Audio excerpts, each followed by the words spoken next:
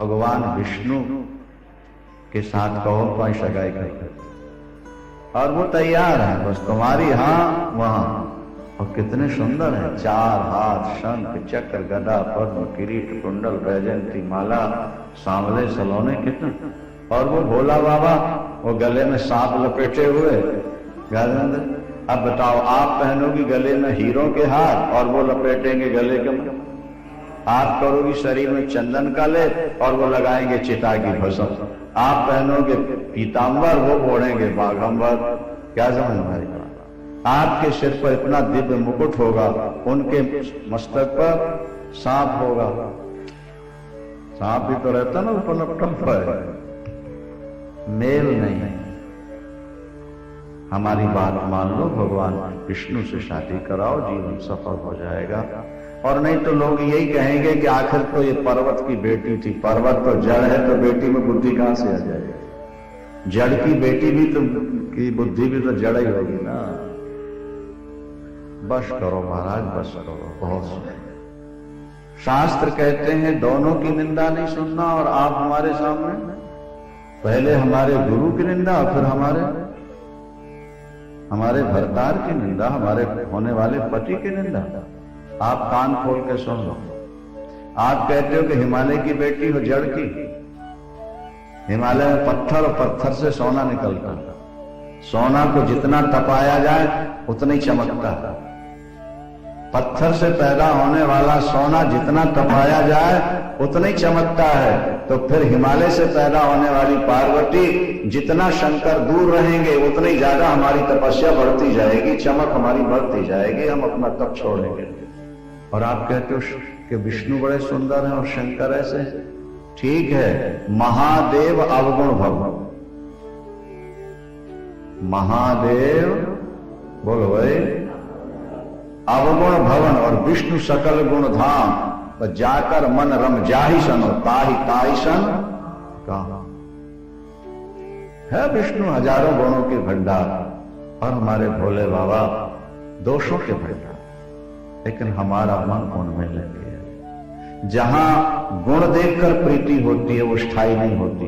प्रातःकाल में आपको सुनाया था, गुण आने जाने वाली वस्तु है, प्यार हृदय की वस्तु है। भोलेनाथ मेरे इष्ट देवता है, वे मेरे पति होने वाले हैं। और आप कहते हो कि नारद कपटी। आप सुन लीजिए, बड़ी सुंदर चौपाई साधकों के लिए। बोले 100 बार शंकर जी आके ये कह दें कि तेरे गुरु ने जो कहा है कि शंकर से विवाह हो, पार्वती में तेरे साथ शादी नहीं करूंगा। शंकर 100 बार आके कह दें, तब भी पार्वती अपने गुरु का वचन नहीं छोड़ती।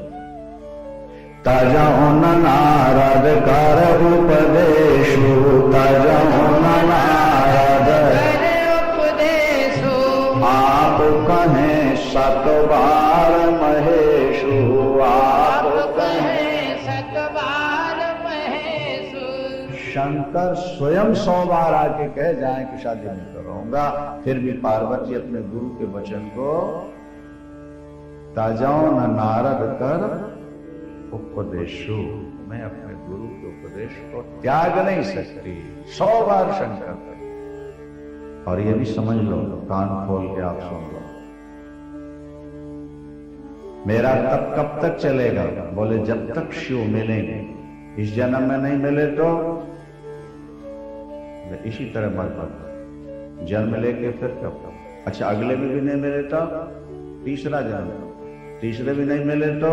पार्वती ने कहा महाराज लंबी चौड़ी बात क्या है? जन्म कोट लगर अगर हमारी, जन्म कोटि लगर हमारी, जन्म कोटि लगर अगर हमारी, जन्म कोटि लगर हमारी। और बरों शंभु न तुरहु कुमारी, बरों शंभु न तुरहु कुमारी, बरों शंभु न तुरहु कुमारी, बरों शंभु न तुरहु कुमारी। मैं पाँव पर कह जग जगदम्बा मैं पाँव परो कहे जगदम्बा आप गृह गवनो भयउ विलम्बा आप गृह गवनो भयउ विलम्बा।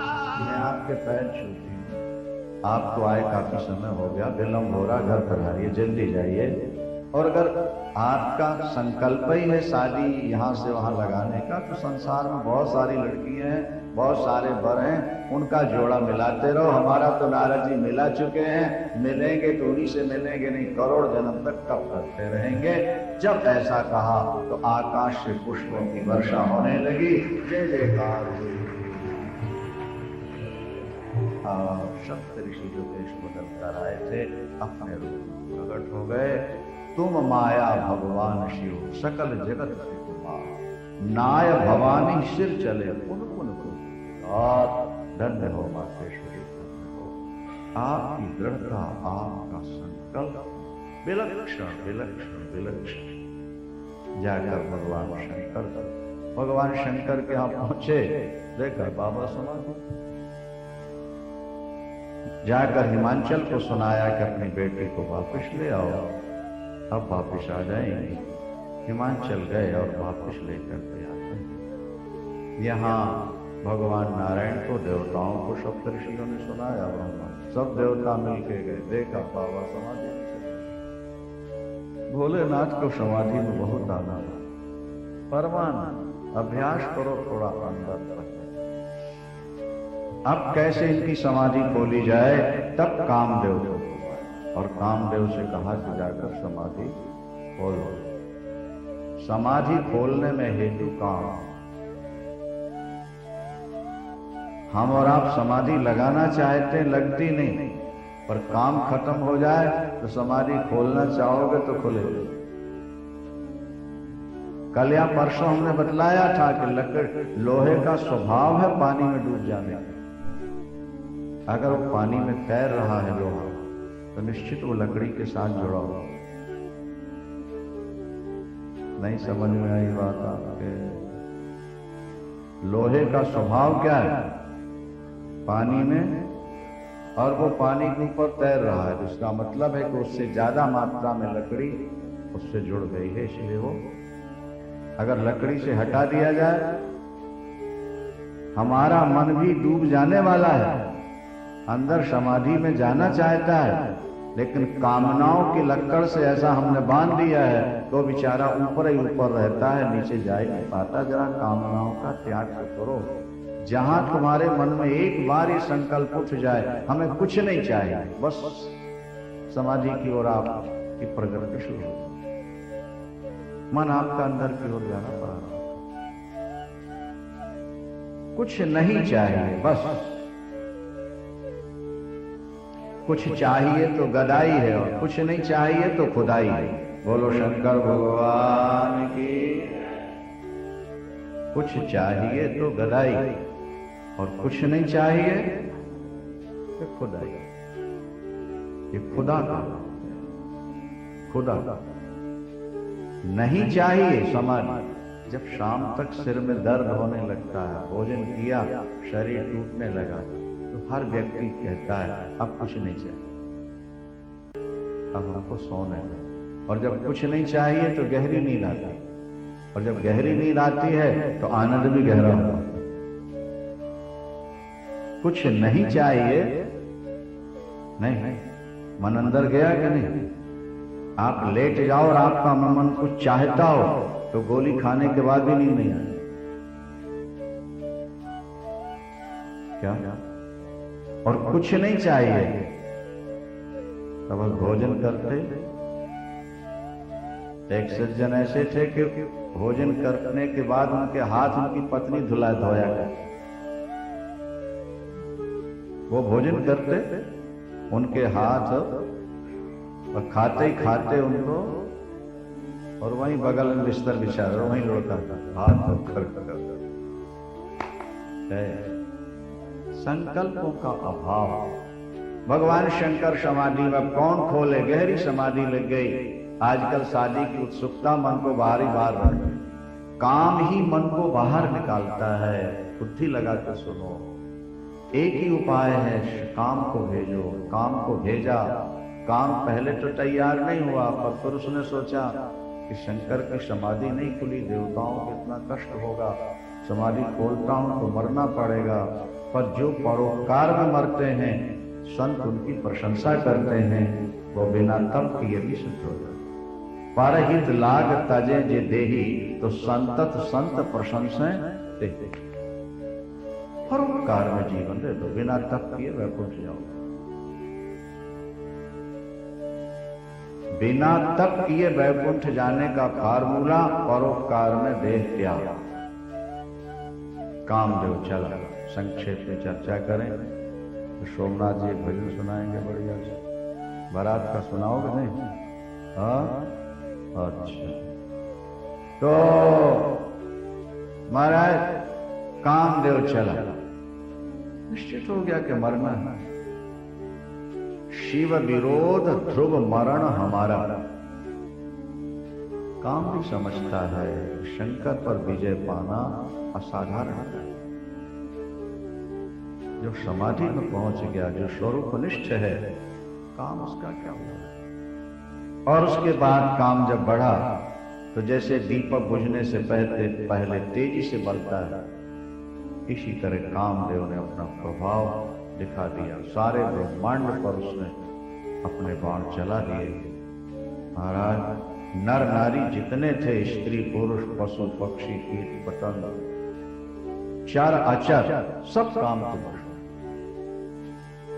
ये काम बड़ा शस्त्र है, बड़ा दुष्ट है।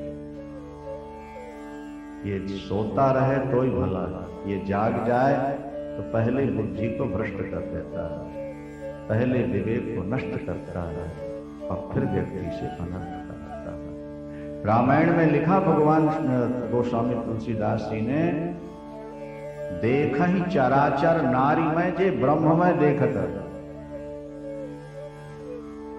जो योगी चराचर जगत को ब्रह्म में देखते थे, जब काम ने अपना प्रभाव दिखाया तो सारे जगत को नारी में देखते, और स्त्रियां सारे जगत को पुरुष में देखते।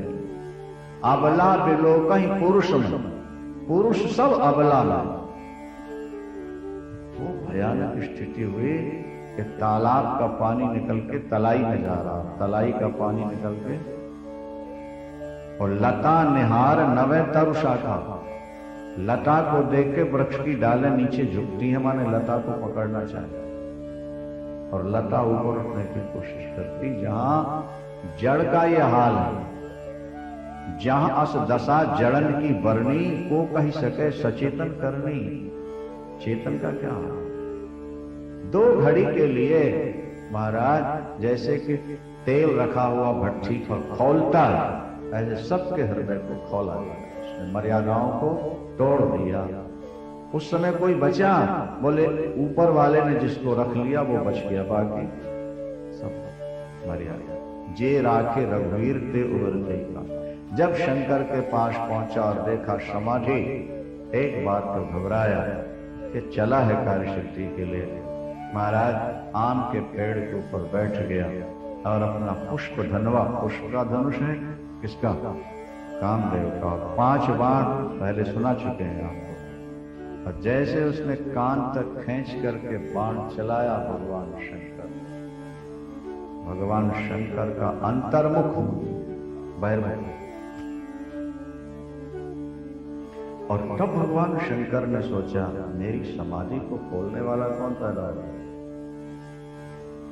मैं जब चाहूं तब मेरा मन बाहर आता है, और जब न चाहूं तब अंदर रहता हूं। आज अपने आप बाहर कैसे आया? मन में क्षोभ कैसे हुआ? जैसे सामने दृष्टि डाली तो कामदेव बैठा हुआ था। ताव सेवती शरणयन उभारा, ताव सेवती शरण चितवत काम भयो जरिछारा, चितवत काम भयो जरिछारा।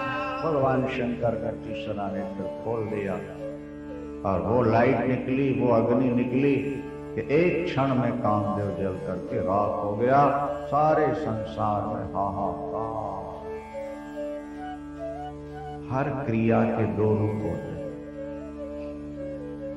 हर क्रिया, शास्त्र कहते हैं इस संसार में कोई ऐसी क्रिया नहीं जो सबको सुख देते हैं। जो ध्यान से सुनो बात को, कोई ऐसी क्रिया, आपकी क्रिया किसी को सुख दे रही है तो किसी को। एक स्त्री बड़ी सुंदरी है, बड़ी सुंदरी लड़की, उसका विवाह हो, दो तरह की क्रियाएं हैं। पति खुश हो रहा और माता पिता रो रहे। पति, वो नारी पति को सुख दे रही है लेकिन अपनी सौत को जलन पैदा कर रही है। बोलो शंकर भगवान। सुंदर नारी अपने पति को तो सुख देती है लेकिन उसके पति को जो दूसरी चाहने वाली उनके दिल में पीड़ा होती है। हर क्रिया के दो रूप होते हैं। कामदेव जब जला तो कुछ लोग तो मारे खुशी के नाचने लगे, तो कुछ लोग मारे दुख के रोने लगे। हर हर महादेव शंकर।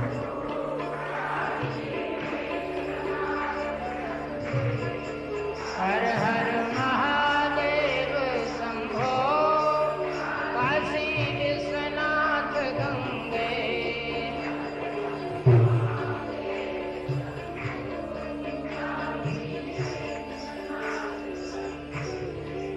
काशी विश्वनाथ गंगे, काशी विश्वनाथ गंगे।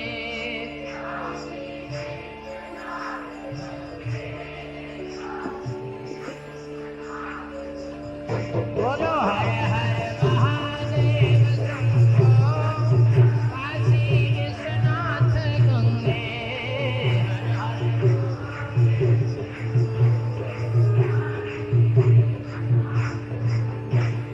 हर हर महादेव शंभो, काशी विश्वनाथ गंगे। हर हर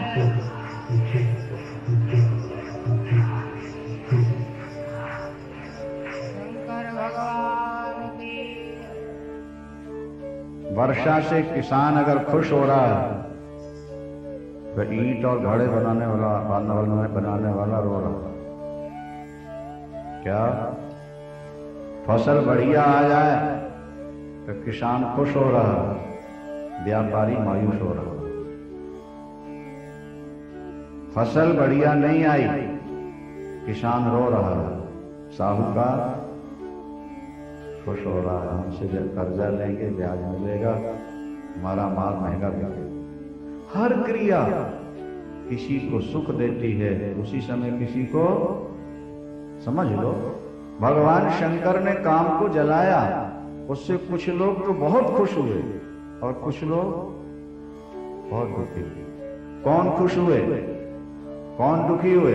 बोले सामुझी काम सुख सोच भोगी, सामुझी काम सुख सोचे भोगी। और सुखी भये सब साधक जोगी, सुखी भये सब साधक जोगी। वाह भाई वाह।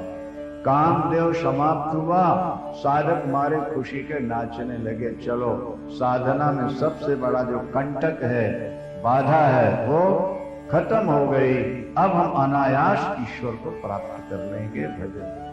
और जो गृहस्थ भोगी थे वो महाराज सिर पीट के रोने लगे, जिंदगी का सारा सुख ही खत्म हो गया, अब तो गृहस्थ जीवन ही देखा। क्रिया, एक क्रिया दो तरह के लोगों को भिन्न भिन्न सुख और दुख देती है। रति रोती हुई भगवान शंकर के पास आई, अपने पति की थोड़ी सी भस्मी साथ लेकर के आई। शादी के समय भी प्रार्थना करते, जब यहाँ बहुत रोई कि प्रभु आप तो दूसरों स्त्रियों का सुहाग बढ़ाने वाले हो, लूटने वाले नहीं हो महामृत्युंजय, कर्पूर गौरम करुणावतारम, आपने मुझे विधवा बना दिया। मेरे पति का अपराध क्या था? मेरे पति ने तो देव कार्य सिद्धि के लिए कार्य किया, और मेरा सिंदूर चला जाए, मेरी चूड़ियां टूट जाए। भोले बाबा चरणों में गिर के जब रोई तो भोले बाबा तो भोले ही हैं, दयालु हो गए। बोले थोड़े दिन कष्ट सह लो देवी, कृष्णावतार होने वाला है। रुक्मणी के यहाँ प्रद्युम्न के रूप में तुम्हारा पति प्राप्त होगा, और फिर तुम्हें वो प्राप्त हो जाएगा, और सबको अब बिना अंग के ही व्यापा करेगा। शरीर तो भी इसका ऐसे रहेगा। आशीर्वाद दे दिया। यहाँ सप्त ऋषि फिर पार्वती अम्बा के पास आए और बोले, पार्वती सुना तुमने क्या? शंकर ने काम को जला दिया। शादी का मूल है काम, और काम हो गया तमाम। काम तमाम हो गया ना, तो जब काम ही नहीं रहा तो अब शादी करा के क्या सुख लोगी? अभी भी अपने विचार बदल दो। तो पार्वती ने कहा, ऋषियों तुम्हारे समझ में शंकर ने अभी काम को जलाया?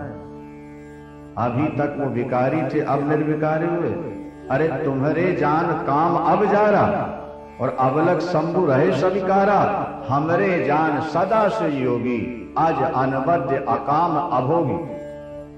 मेरी दृष्टि तो यह है कि भोलेनाथ आज है, अनबद्ध है, अभोगी और जोगी। अगर मैंने अभोगी और जोगी भाव से उनकी का तप किया है, केवल उनके चरणों की सेवा के लिए मैंने उन्हें पाना चाहा है, तो मेरी इच्छा अवश्य पूर्ण होगी। और अगर मैंने वासना से प्रेरित होकर शादी चाही थी, तो मेरी इच्छा कभी पूर्ण ना हो। देखो ऋषियों, अग्नि का स्वभाव है गर्म, बर्फ पहुंचेगा खत्म हो जाएगा। शंकर तो प्रज्वलित आत्म तत्व है, वहां काम जाकर कहां सुरक्षित रह सकता है। मेरे भोलेनाथ निष्काम भाव से मुझे प्राप्त हो, यही मेरी कामना। देवता फिर पुष्प वर्षाए, बाजे बजाए, और जय जयकार। धन्य हो पार्वती। एक दोहा हमने आपको सुनाया था पहले, आज फिर सुना देते हैं। प्रेम में ना हो वासना तो वरदान हो जाए। प्रेम में ना हो वासना तो वरदान हो जाए, और भक्त में ना हो कामना तो भगवान हो। भक्त में अगर कामना नहीं है तो भक्त नहीं रहा, वो तो भगवान ही है। प्रेम किसी से करो और उसमें वासना ना हो, तो वो प्यार आपका उज्जवल प्रचलित है। जो प्यार किसी की सुंदरता को देखकर, जो प्यार किसी के धन को देखकर, जो प्यार किसी के गीत संगीत को देखकर, किसी गुण को देखकर होता है, वो कभी स्थायी नहीं रह सकता। वो प्यार घटते घटते खत्म हो जाए। लेकिन जिसके हृदय में ना वासना है ना कामना है, ऐसा हृदय अगर एक बार इष्ट के प्रति, किसी व्यक्ति के प्रति समर्पित हो जाए, तो मरते मरते वो प्यार कभी खत्म नहीं हो सकता। और इसीलिए तो शास्त्रों ने कहा कि विपत्ति में 4 की परीक्षा होती है: धीरज, धर्म, मित्र, अरु, नारी। आपत्ति काल, पति बूढ़ा हो गया, अब पत्नी ने मुंह मोड़ लिया, बोले इसकी परीक्षा हो गई। ये बहुत बड़ी प्रतिद्वंद्विता नहीं। पति संकट में है, पति रोगी है, पति वृद्ध है, और पत्नी ज्यादा सेवा करती है। पति के डांटने पर भी प्यार से उत्तर देती है। ये शीलवान होते, चरित्रवान होते। राजा नल जुग में जब सब कुछ हार गए और एक धोती से निकले, महाभारत में चर्चा, एक सब होता गया। जुआ खेल गए, कलयुग से समाप्त। दमयंती ने मना किया कि आप जुआ नहीं खेलें, परिणाम डांट दिया, चले जाओ जाओ। क्षत्रिय के लिए जुआ में बुलाओ तो पीठ नहीं देगा। लंबी बात समझ गई कि अब संकट में। उसी समय मंत्री के द्वारा अपने दोनों बेटों को माई गई। अभी वो जुआ चल ही रहा था, माई मालूम था इसका परिणाम क्या होगा। जैसे सब कुछ जीता, निकल जाओ मेरे राज से, उतार लो शरीर से। एक धोती पहनकर जब नल वहां से चले, उनको पीछे भी ऐसा लगा कि कोई आ रहा है, और जब मुड़ के देखा एक ही धोती। नल के शरीर में एक धोती है, तो मुड़ के देखा श्रीमती के शरीर में भी किसके? दमयंती। लंबी कथा, बड़ी करुण कथा है, समय नहीं सुनाने का। आगे बढ़े, देवी अपराध मैंने किया है, जुआ मैंने खेला है, कष्ट मुझे होना चाहिए। देखो ये शॉर्टकट है तुम्हारे पिता के घर का रास्ता, शॉर्टकट रास्ता। रो पड़ी।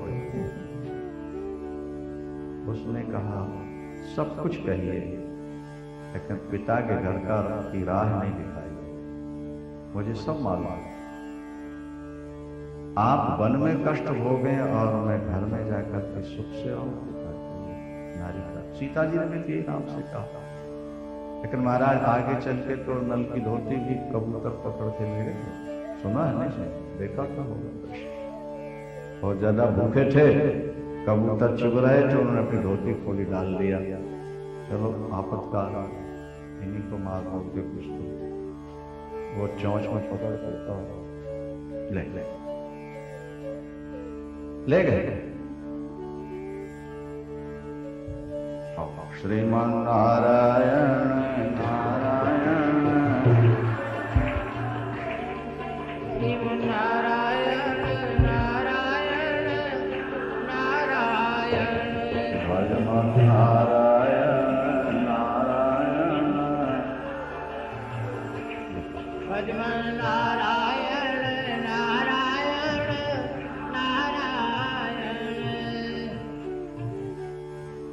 धोती भी गई। नल कहते हैं अब तो छोड़ो, मैं कितना विपत्तिग्रस्त हूं देवी, मेरे तन में लंगोटी भी नहीं है। मैं तो जंगलों में कहीं पेड़ों के ओट में खड़ा होकर छुपकर अपनी जिंदगी बिता लूंगा। तो अपनी जिंदगी बिता। दमयंती ने कहा ऐसा नहीं, नारी अर्धांगिनी है, कष्ट हो तो पूरे अंग को हो, आधे को। मैं सब सह लूंगी। दमयंती तुम चली जाओ, ये नहीं सह पाऊंगी दोबारा। रात में महाराज जब सोए, लंबी कथा है तो सार बता, 12 बजे रात को दमयंती की आधी साड़ी काट कर लपेट करके बड़े रोए, भावुक हो गए।